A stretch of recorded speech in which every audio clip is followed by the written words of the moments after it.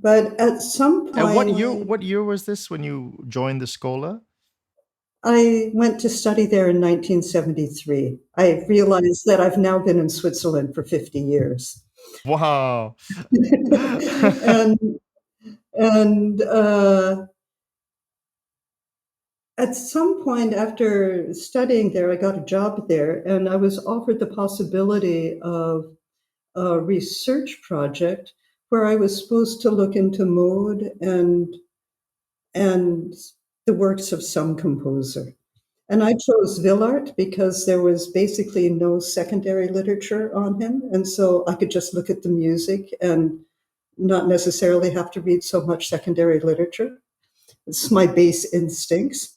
And and then I began just analyzing motet after motet after motet after motet, trying to figure out how they actually worked because I I couldn't apply the theory that I had learned. Schenker didn't work, functional harmony didn't work, and I didn't see really how these works functioned.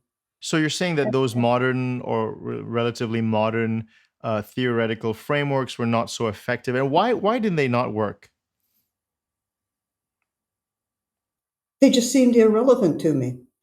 Why do you need a descending line from the octave or the fifth down to it just doesn't make any sense.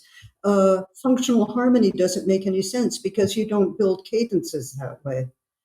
And I had learned from my study of 18th century music, where I was also curious how Baroque lines were created, that it was very much done rhetorically. And I began understanding actually how the Baroque lines function. And I began wondering, how does 16th century music work?